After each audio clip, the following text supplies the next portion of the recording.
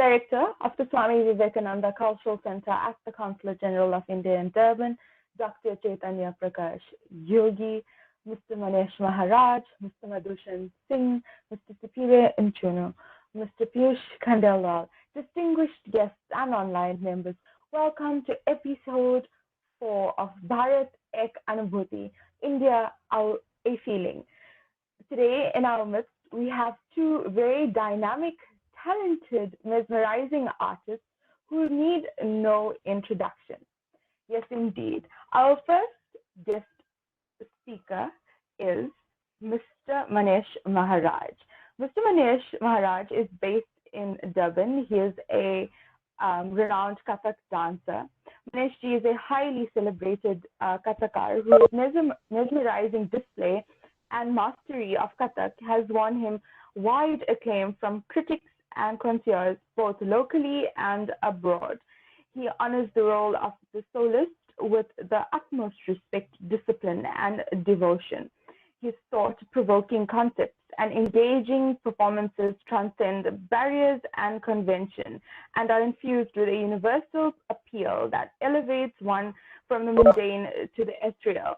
A dynamic innovator and ambassador of the ancient classical tradition, Manesh ji is a firm believer in the now, connecting his artistic creations with anyone who shares a natural empathy for life. We welcome Mr. Manesh Maharaj today to share his experience on India. Welcome, Manesh ji.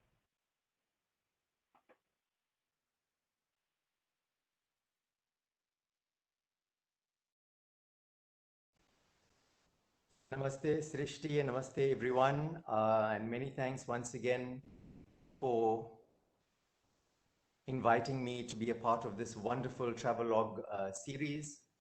My thanks to the Swami Vivekananda Cultural Center, Dr. C.P. Yogi, the staff.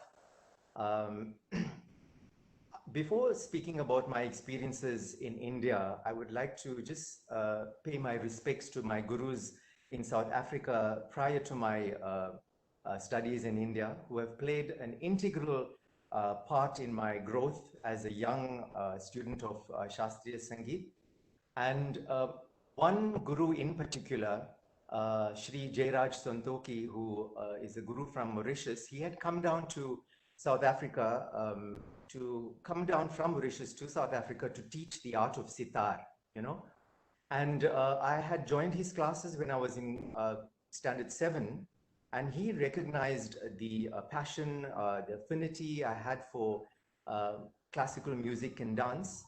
And he guided me and gave me the advice that if I needed to pursue this further, I would have to do it in India, you know. If I wanted to work towards a degree, a Sangeet Visharad degree, I would have to do that in India, because South Africa was not affording that degree. You know, it still does not afford it. So this stuck in my mind. I was, as I said, in standard 7, and at the time it seemed far-fetched because I had not left the country before that. The ties between South Africa and India were not that strong as it is now. There were not many scholarships being afforded to students, especially for music and dance, not that I knew of. But as time moved, you know, that thought, that seed that he planted in my mind started germinating. And by the time I was in matric, I had witnessed a few classical performances on television. A few artists had come down through private promoters, and I had attended their performances. And suddenly this idea of going to India started becoming a reality, you know. And I spoke to my parents and I said, this is what I intend doing. I intend pursuing my studies of Shastriya Sangeet in India. And I left directly after my matric. I was very young at the time. I was 18.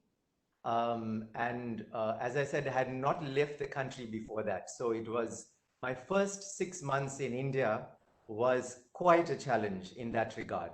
You know, India works very different, operates very differently from South Africa in terms of, for example, transport. You know, I had never taken a train in South Africa in my life. A bus at the most, maybe 3 or 4 times, and that was just recreational. It was for fun. to go on a bus ride, you know.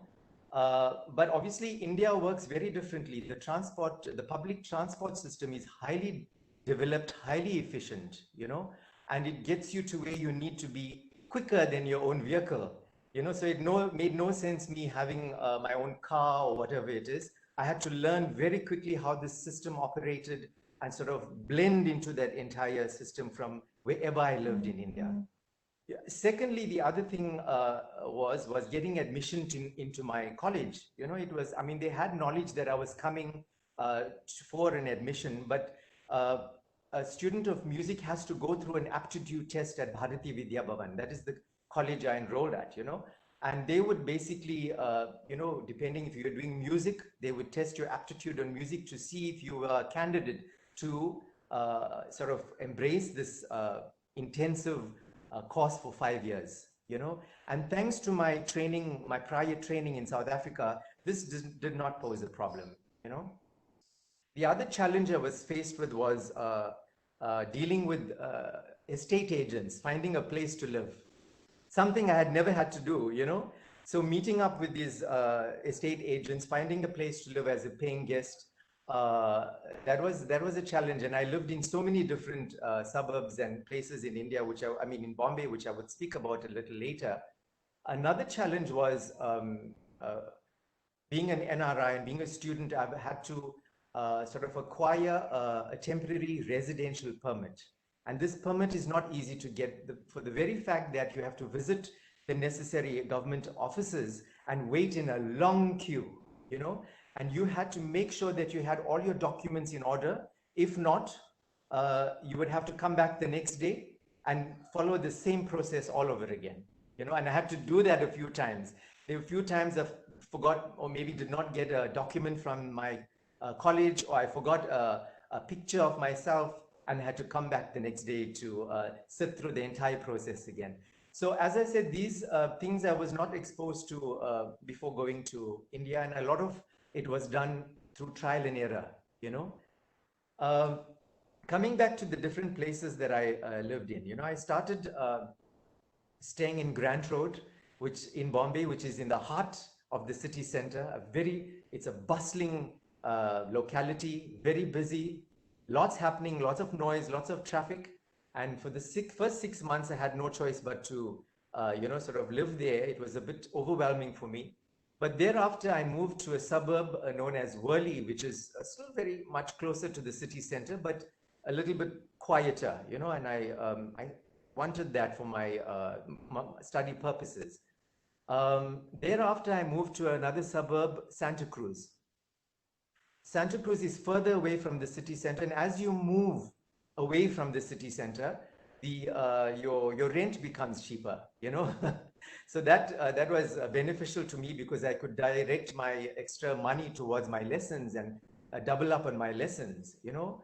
After Santa Cruz, it was even further away to Andheri. So I lived with a lot of families, from a Marathi family to a Gujarati family, a Konkani family, a Parsi family, and finally a group of Sri Lankan students living in India. You know, I was exposed to a variety of different languages, cuisines, cultures that really opened up my mind. You know, it opened up. I remember being a very fussy kid going to India with regards to my cuisine. I am vegetarian, but I was very fussy. But this taught me to embrace all cultures, all cuisines, and now I'm able to basically consume anything that's vegetarian, thanks to that, you know. Coming to my college, Bharati Vidya Bhavan, I enrolled to do a BMAS degree. It's known as Sangeet Visharad. And the subjects I chose was Hindustani classical vocal, sitar, and tabla. So it works just like a BA degree, but this is a Bachelor of Music degree, and it's a 5-year intensive degree course.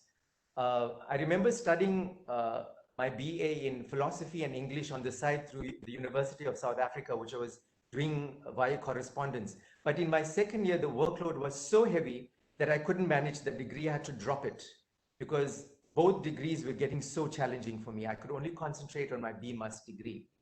And concurrently, I was studying Kathak with my guru Sushri Madhurita Sarang at her institute called Nritya Darshan.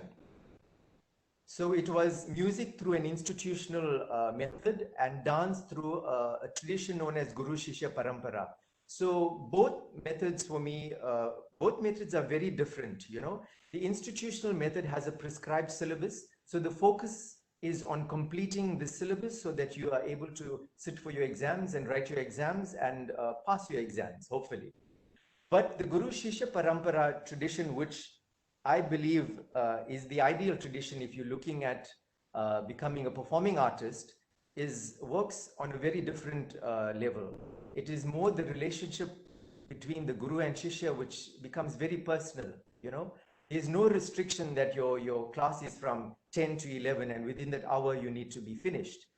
I could stay with my Guru the entire day. I could eat with her, serve her, clean the dance hall, sweep it.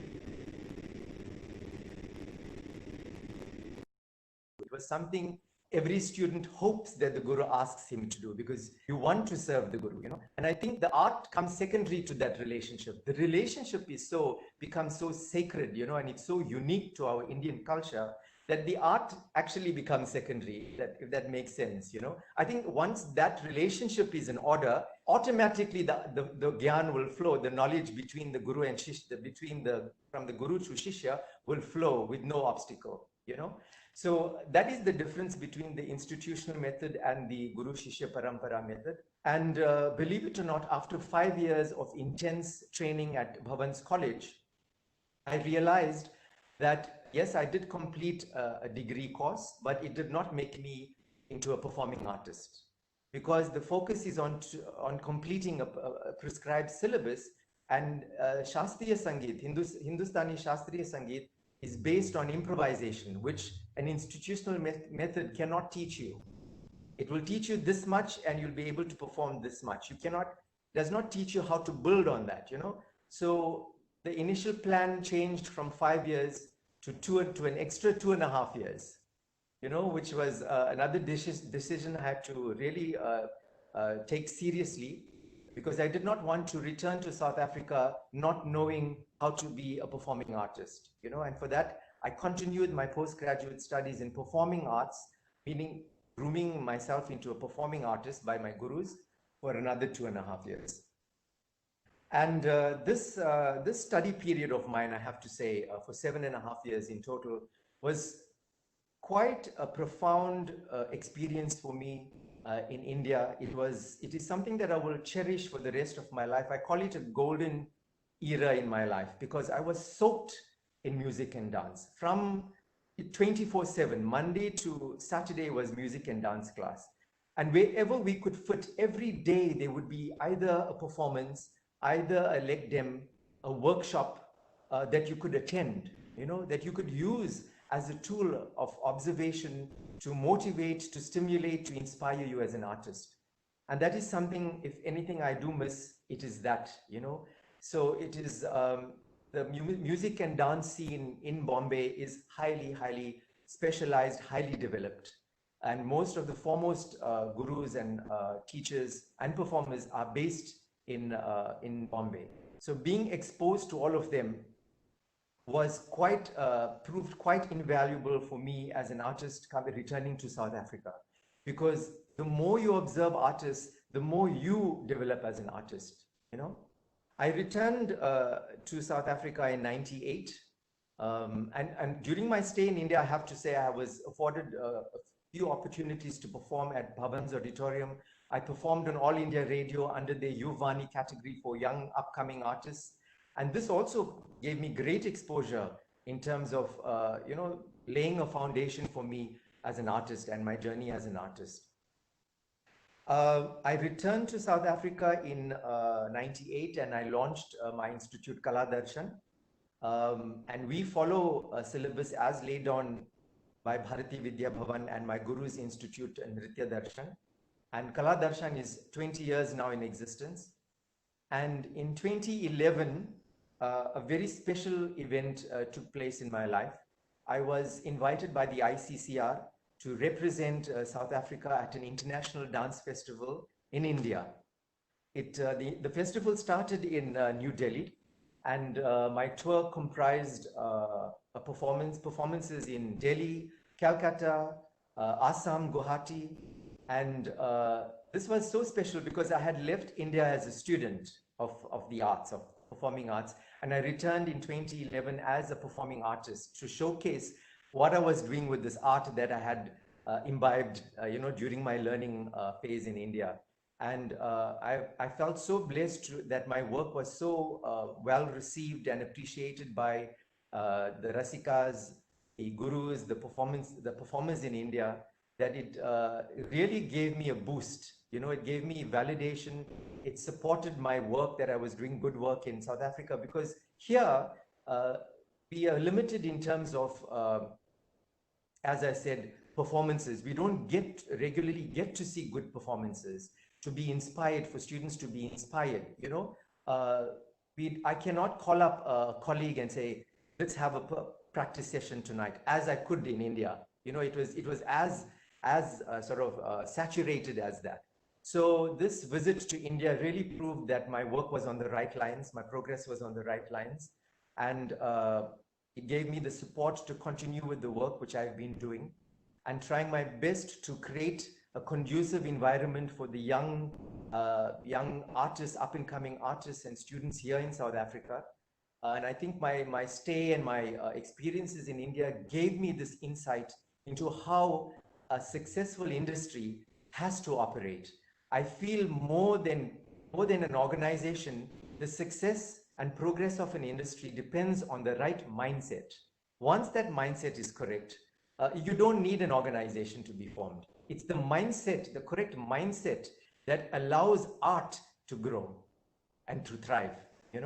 If that mindset is not right, we can form no matter how many organizations we form, it won't see fruition. It would not be successful.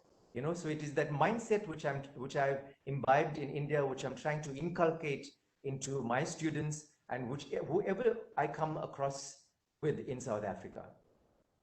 And before I conclude my my travelogue and my experiences, I would like to also add that my upbringing, especially in South Africa and especially in Chatsworth, played a vital role with regards to me settling in and blending in India.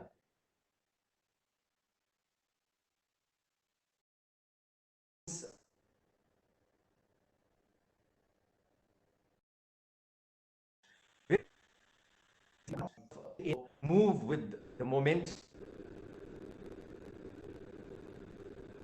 really fast, and they had to come back down to South Africa, return to South Africa, quite despondent. But being a so-called Chatsworth boy, I was exposed to everything during my early years. Chatsworth is a suburb that is sort of soaked in divinity, in culture, in spirituality.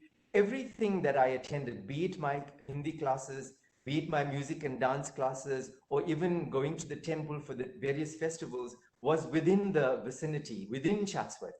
And this provided a very strong foundation for me when I went to India. It helped me really, really settle in quickly what it is to respect a guru, what it is to respect art. These things, I believe, me being part of this Chatsworth culture, afforded me greatly, and helped my studies. For example, Hindi. No Hindi. You cannot read Hindi, speak Hindi, or write Hindi. You cannot study music or write a degree in music in India, because all of the textbooks are prescribed in Hindi. The gurus, because I look Indian, all my gurus spoke to me in Hindi. All our bandishes are in dialects of Hindi. And many artists who came to India to study while I was there had a big problem because of the language barrier. It is different going to India for a month and studying and coming, and then going for a full course to study it for 7.5 years. Knowing Hindi, I would say, is the first hurdle you need to cross. And thank God, I was the only youngster of maybe 12 or 13 in an adult class going to night school studying Hindi. And my colleagues from my academic school would say, why are you doing this? How is it going to help you? And thank God I didn't fall under that peer pressure as to, yes, why am I studying? I just did it. And it really proved beneficial to me during my studies in India. And I would like to conclude by saying that Chatsworth provided me with that strong foundation to be able to embrace what I needed to in India. And thank you once again for this wonderful opportunity. Thank you to Dr. C.P. Yogi and the Swami Vivekananda Cultural Center. And it's been really special to be able to reminisce, to be able to recall all these experiences, because we don't get the opportunity to speak about them. They're always within you, and I'm happy to be able to share these experiences with you. Thank you so much. Namaste.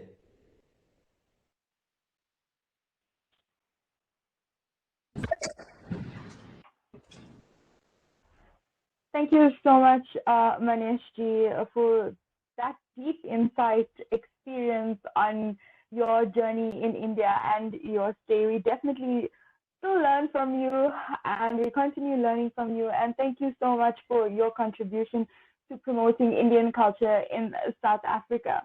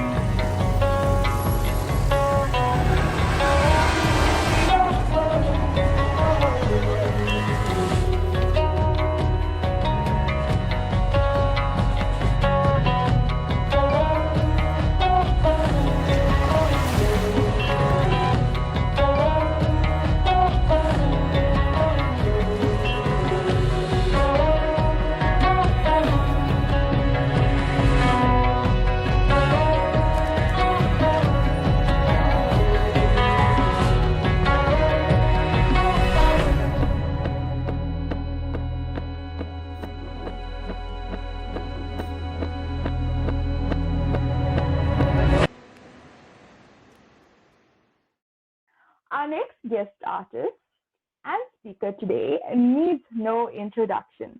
Yes, of course, that is actor, voiceover artist, fitness junkie, Durbanite, Mr. Madhushan Singh.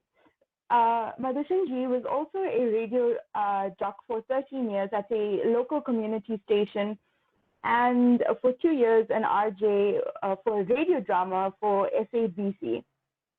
Madhushan ji has feathers in his cap of the movies White Gold, The Rites of Passage, Keeping Up with the Kandasamis, of course. We welcome today Mr. Madhushan Singh for his remarks and his insights and experiences on India. Namaste. Thank you so much for having me on the show. It's been a lot of fun to listen to Manesh, and I must say, Manesh, I've known you for so many years, but I did not know how many similarities we have. Listening to your story and listening to how you actually got to learning Hindi and the age that you left India to go and work. I think it's phenomenal that I have very similar experiences. For me, India is and will always be in my veins. And I think it's to everybody from an Indian background or Indian heritage. We came here 160 years ago, and we are celebrating that right now. 160 years of Indian indenture arriving in South Africa. So I think it's such a phenomenal space to be in, and I think we've worked so hard and accomplished so much that for us to be able to sit here and have this discussion, for me, is very, very, very spiritual and very, very warm.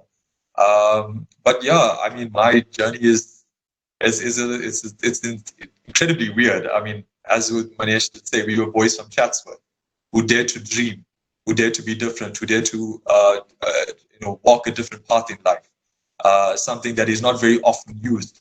And I started learning again Hindi from a very young age.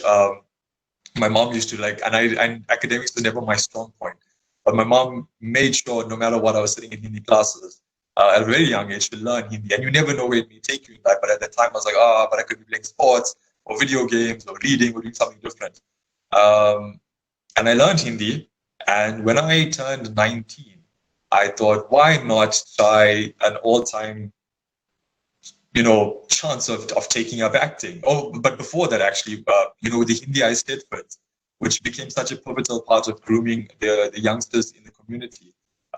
And we should look forward to that because there's sketches and poetry, prose reading, dialogue, singing, and we never got to, we got to experience that kind of lifestyle. So that kind of brought the culture into us, which is so important, to be able to dress up in such wonderful Indian attire, meet hundreds and hundreds of schools from around the country who were coming to perform. And that really gave us a sense of unity and a sense of culture within an ever-changing society.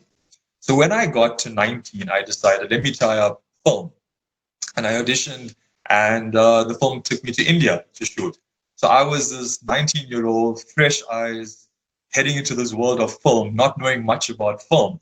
But they always say your first film chooses you based on just who you are, your personality, and your look and feel of the film. And so I was 19 years old. I'd gotten to India, and it was one of the most interesting experiences of my life, because when you get to India, and we were shooting in the south of India, so I got to experience a lot more of the countryside. I got to experience a lot more of the villages. We got to the hotel, we freshened up, and it was about an hour and a half drive to get to set every day. And in that time, we got to interact with a lot of the local people that were around there, because it was so sweet and it was so interesting to work with. Whether it was the choice of food, which I loved, to wake up in the morning and get these, served on a banana leaf, and, the culture and the authenticity of where we were, which we don't get very often. So we got to travel to set, and it was such a unique experience, because I was a city boy, and I'm spending up to 15 hours a day in the village, where there's cot beds, plantations all around us, extreme heat because we decided to shoot in the summer, so it was really hot. And we were there in our dhotis because we were shooting a periodic film. And for the authenticity of the characters, we dressed like them, we spoke like them, we looked like them. And, it was quite a unique experience, and to understand. And at that time, we were shooting a film that paid homage to the forebears who came from India to South Africa. So here I am again at 19, taking on this mammoth task of representing an entire generation of people that left India to come to South Africa to create a better life for their families, and obviously with indenture what had happened. So I got to experience the simplicity of India. I think I got to experience the warmth of real people after a very long time. I mean, we would shoot, but every morning without fail, we would have the villagers come with freshly boiled nuts from the farm to come and give it to us. We would have, if we were feeling tired, I've never in my life had the experience of someone literally carrying a cot bed and leaving the cot bed next to me so that I could sit. Or if I was feeling really tired from the sun, to come up next to me with a shawl and cover me so that I would not, pass out with the sun. And then just the people around us, the locals that used to come every single day and just spend time with us. Yes, language was a bit of a problem, but fortunately I did have a little bit of Tamil knowledge, which did help me. But just to understand their perspective of life, to listen to their aspirations, to listen to what they want out of life, and to get that perspective of India, because it was a very raw, very beautiful, very starry-eyed version of what life was all about. And again, I was very young. I had just finished matric. I was in my first or second year of university at the time. And so I didn't really experience a lot of life. And again, coming from Chatsworth, we have a unique way of living. But the one thing that I really found interesting is that between India and South Africa, there's a cultural love that is universal that really makes you feel at home. And after listening to Manesh talking about the fact that coming from Chatsworth and going to India, you that feeling of belonging is there. It's a weird thing having been to a country which you have no relatives in, or you have no actual prior conversation with. But to go into this, and my mom being as dramatic as she is, touch the soil, put it on your head when you get off the plane, or you must take a little bit of stand with you, and I think everybody's just so excited at the fact that we were on this journey, and I got to enjoy the wonderful food. I got to enjoy phenomenal hospitality, and again, these are from people that are not. They live in cots, they cook food on the ground, everything is fresh. I got to, swim in the rivers, I got to swing on the trees, I got to climb the trees, coconut juice taken from fresh coconuts. I got to experience that kind of lifestyle. But the one thing is, in all that madness, in all that euphoria of shooting a film, the one thing that I really, really look forward to was the early mornings and the late nights, because I've never experienced a starry sky other than sitting in an open field in India, and there's no electricity for miles around you, but the stars are lighting up this entire location. And I thought that was one of those moments in life where I sat back and I'm like, I'm blessed to have been, getting this experience, because it's so beautiful and India is so stunningly beautiful. And those morning drives heading to sets in the morning, where you experience the simplicity of life, whereas the Thapa Wale men on their bicycles cycling across the road to go and deliver food, or ladies in the morning going to getting the milk, fresh milk from the cows, or these little spaces that you could just sit and watch the sugarcane plantations or what they were doing, and the freak rainstorms that just come out of nowhere and then vanish in a second. But it's just such a sight for sore eyes. And also being a youngster in a new city, we had to get a little naughty as well. So when we got back to the hotel one evening, I remember one of the actors was like, guys, I know this spot that we could get some very interesting pan that you could chew, and this pan's going to make you feel very nice afterwards. So we hopped into a tuk-tuk at, I think it was midnight or 1 in the morning. We get to this guy on the street who gives us the pan, and we have it. And I've never felt so happy in my life after eating this pan, which I wouldn't recommend to anyone. But it was such an experience to be a youngster in the city and explore it, because life is all about exploring and being on a journey. And then the film came out, and we came back to South Africa, and it was very interesting to see the response. At that time, Indian film was not as developed in South Africa.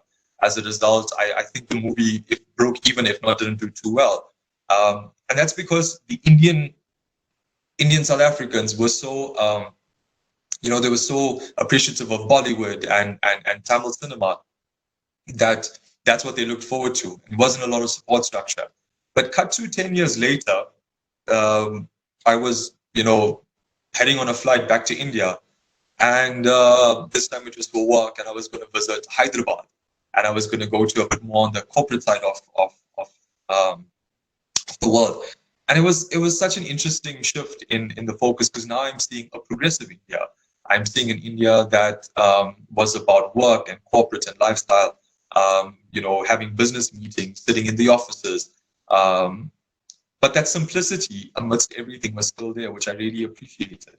To be able to sit outside and have a cup of tea or chai from the locals, that was there. The fact that, when you walk into the office, people would stand up to greet you, or they would never eat unless you're sitting with them to eat. And I think that culture really stuck with me, because it just shows the amount of warmth and love that transgresses continents. You know, it's about being Indian, and the Indian, as I said, the Indian blood within you. That just gets people going. And I'm sitting 10 years later, and I'm thinking, how do I explore the city? What do I do to get, to enjoy the space? So I decided, being the naughty elder that I am now, to go hop onto a scooter and drive around the city, which again was absolutely what an experience. You've been in tuk-tuks, and we all know how phenomenally amazing Indian driving is with the tuk-tuks zooming between traffic. But I got onto a scooter and I drove around the city in the evening, and I thought it was phenomenal. I enjoyed it. I enjoyed, again, the euphoria of exploring a place that is so alienated from our day-to-day lives. And just the people. I got to eat at one of the oldest restaurants in Hyderabad. And I think food is something that connects people.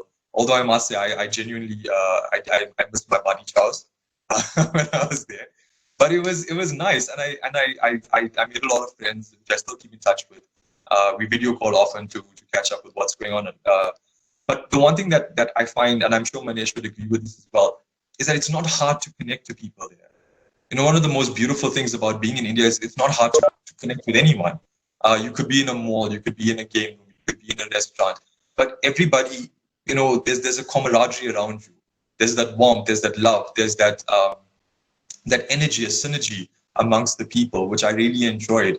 And this is after a 10-year gap, but I still felt, and this is from being in the village to being now in the city, but I still felt that energy. I felt that love. I felt that warmth. I felt that that everybody just wants you to be okay. You know, wherever you are, whatever you're doing, however you want to go about it, they just want you to be okay. They want you to be happy. They want you to enjoy what you are doing, no matter what it is. It was quite funny that people got to know about the film because I had a film coming out at that time, and the trailer was up on YouTube. So my team, wherever we went, they were, kind of showcasing, look at the heroes trailers coming out, his movies coming out. And I got termed the nickname Hero. But it was so much of fun to just experience that. And I think, ultimately there's a lot of challenges that we face in the day-to-day lifestyle. But when people sit and they talk and they open up about, their country, your country, you'll find a lot of similarities. You'll find a lot of warmth. And again, I'm coming back to Manesh's point about having certain sectors of the art industry in India that's not happening right here. I would like to have a little bit more interest in the film side from India to South Africa. I think there's a lot of scope. We have beautiful locations, wonderful dancers. We have phenomenal actors in the country, amazing actors in the country. But it'll be nice, and we do speak the language, we do understand the culture. And I think it'll be nice to do a little bit. My own, Mr. Akshay Kumar has a film company that he set up in Cape Town, Cape of Good Films. And I'd like to see a little bit more cross business happening. I think we have a lot to offer to the world. And I think we are probably one of the few countries where, we take the industry very seriously. We want to progress. We want to leave a legacy behind for the next generation. I remember, Manesh, you came back in '98, I believe. So I saw you performing in about 99, 2000, like that. I was about 10, 11 at the time. But I remember, and it was a big thing about, Manesh has come back from India and he's performing. And I think it was at the Hindi Shiksha Sangh, if I'm not mistaken. And it was this cultural show, and it was a big thing. Manesh Maharaj coming from India, he studied abroad, he's coming to perform, and we were all spellbound by this performance. This artist that came down. And I remember thinking to myself, years later, I think we were sitting at dinner after you performed at, there was a performance in town somewhere, and a group of us all went out to dinner. And I remember thinking that how wonderful would it be if more performances come down? And if there's what's the legacy going to be after we leave? There's only so much we can do, but unless we blend business with art, it has to be a thing. As much as we want to, as Manesh said, no amount of organizations are going to take the art forward. You have to have the business side to it, and I hope that there's more investment into the art forms. There's more openings to allow people to come in and exploit and learn and grow and fundamentally take the art form forward. in 10 years from now, I want to see films that are bigger and better. I mean, I was fortunate enough to be a part of the Kandasamy franchise, which to my knowledge is the biggest, one of the biggest franchises South Africa has to offer. And this is a story about an Indian family in an Indian community, which was recognized by every culture across the country. You know, it stopped being an Indian film and started being a South African film. And for me, if a film can transgress everything like that, what would happen if we have a community now that's breaking their focus and allowing more businesses to be involved, funding to be involved, growth involved, platforms to be created for the next generation. So I genuinely hope that that happens. But as far as for me, India is concerned, and my travel diary for India, the one thing that I want to say is that from coming from Chatsworth to India and coming 10 years later, I felt like I was home. It didn't feel like I was a foreigner. It didn't feel like I was a visitor. They hug you with warmth. They feed you to your heart's content.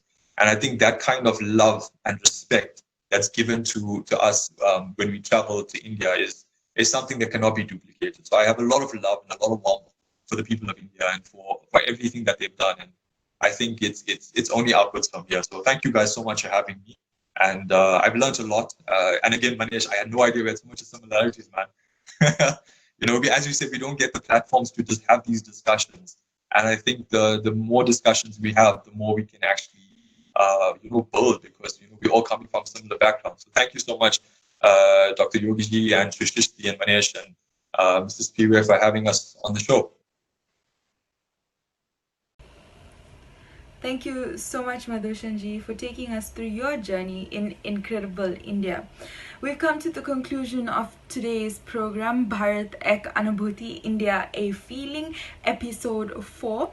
I would like to now introduce Mr. Sipiwe Mchunu from the Swami Vivekananda Cultural Center at the Consulate General of India in Durban to render this evening's vote of thanks. Welcome, Sipiwe ji. Namaskar. On behalf of Swami Vivekananda Cultural Center and the Consulate General of India in Durban, it gives me a great pleasure today to deliver a vote of thanks on the 4th episode of an online travelogue series called India A Feeling. I'd like to thank Sri Manesh Maharaj, a senior Kathak dancer, and Sri Madhushan Singh, a film actor, for taking us on their story when they were in India. It is a nice, touching story, a warm story, that it's going to be a learning to all who are looking forward to visit India. As I'm also one who visited India, I was so touched by the dedication and hard work that Indians show towards me when I was in India. So whatever you said, Manesh ji, Madhushan ji, I am a witness.